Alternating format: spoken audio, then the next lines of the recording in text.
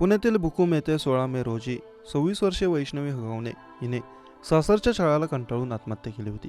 या प्रकरणामुळे महाराष्ट्रात मोठी खळबळ उडाली असून पुन्हा एकदा हुंडाबळी आणि कौटुंबिक छळाचा मुद्दा ऐरणीवर आला.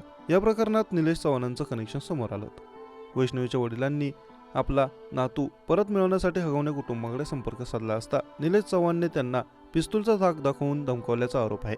अशातच आता निलेश चव्हाणचा पाय खुलत गेलाय. पोलिसांनी मोठं पाऊल उचललं. पुणे पोलिसांनी वैष्णवी हगवणेच्या हुंडाबळी आणि मृत्यूस कारणीभूत ठरल्याच्या गुन्ह्यात कलम वाढवून निलेश चव्हाणला देखील सहआरोपी केला आहे. निलेश चव्हाण वैष्णवीची नणंद करिश्मा हगवणेचा मित्र आहे. वैष्णवी आणि शशांक यांच्यातील वादात तो अनेकदा सहभागी असायचा देखील समोर आलं होतं. निलेशने वैष्णवीचं बाळ आज्ञास्थळी नेलं आणि 5 दिवसांनी बाळ वैष्णवीच्या कुटुंबियांना परत केलं होतं. अशातच त्याला सहआरोपी केल्याने निलेश चव्हाणच्या अडचणीमध्ये वाढ झाली आहे. वैष्णवी यांच्या 9 महिन्यांच्या मुलाच्या सुरक्षेला धोका निर्माण केल्याच्या कारणावरून पोलिसांनी या प्रकरणात बाल न्याय कायदा 2015 मधील 75-78 ही कलमे वाढवली आहेत. तसेच बाळाला बंदिस्त परिस्थितीत ठेवल्याप्रकरणी सुद्धा कलम वाढ करण्यात आली. वैष्णवी यांच्या मृत्यूनंतर तिचं बाळ निलेश चव्हाण यांच्याकडे असल्याचं समोर आलं होतं. निलेश चव्हाण यांच्याकडे असताना बाळाची हेळसांड झाली अशी तक्रार कसपटे कुटुंबियांनी केली होती. त्यानुसार बाहुधन पोलिसांनी गुन्ह्यातील कलमांमध्ये वाढ करण्यात आली आहे. एवढंच नाही तर निलेश चव्हाणने आपल्या स्वतःच्या बेडरूममध्ये स्पाय कॅमेरे बसवून पत्नीचे आक्षेपार्ह व्हिडिओ शूट केल्याचा आरोप आहे. एवढेच नाही तर निलेश चव्हाणने पोलिसांच्या मदतीने बंदुकीचा परवाना काढला होता. त्यानंतर तो कमरेला पिस्तूल बांधून असताना देखील दिसला. हा व्हिडिओ देखील सोशल मीडिया व्हायरल झाला होता. दरम्यान या प्रकरणानंतर राजकीय पातळीवरही यावर तीव्र प्रतिक्रिया उमटल्या. राष्ट्रवादी काँग्रेसच्या नेत्या देखील या घटनेचा निषेध करत तातडीने आणि निष्पक्ष चौकशीची मागणी केली आहे.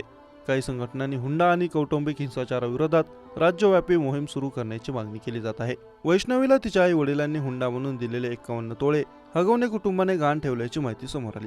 लग्नात वैष्णवीला दिलेले 51 तोळे सोने हगवणे कुटुंबाकडून फेडरल बँकेत गहाण ठेवण्यात आल्याचं समोर आलं. वैष्णवी आणि शशांक यांचा प्रेमविवाह झाला होता. वैष्णवीला लग्नामध्ये तिच्या माहेरकडून 51 तोळे सोने, चांदीची भांडी, फॉर्च्युनर सारखी एलिशन गाडी अशा अनेक गोष्टी हुंडा म्हणून दिल्या होत्या. एवढंच नाही तर हगवणे कुटुंबियांना 7 किलो चांदीची भांडी देखील लग्नात दिली होती. इतकं सगळं दिल्यानंतर देखील हगवणे यांची लालसा वाढतच होती. त्यांनी वैष्णवीच्या वडिलांकडे अनिल कसपटे यांच्याकडे 2 कोटी रुपयांची मागणी केली. पण त्यांनी पैसे न दिल्याने हगवणे कुटुंबाने वैष्णवीची शारीरिक आणि मानसिक छळ वाढवला. तर आधी लग्नामध्ये दिलेले 51 तोळे सोनं नेमकं कोणत्या कारणासाठी त्यांनी बँकेमध्ये ठेवलं आहे, त्यासाठी वैष्णवीची परवानगी घेतली होती का? तसंच ते सोनं तारण ठेवण्यासाठी तिचा छळ करून तिच्याकडून सोनं घेतलं का? सोने तारण ठेवण्यामागे आरोपींचा काय उद्देश होता, याबाबत पोलीस सध्या तपास करतायत. लग्नाच्या वेळी हुंडा म्हणून देण्यात आलेली फॉर्च्युनर कार व ॲक्टिवा गाडी जप्त केली आहे. राजेंद्र तुकाराम हगवणे यांनी मुलीच्या घरच्यांकडून 51 तोळे सोने, फॉर्च्युनर गाडी, चांदीची भांडी घेतली.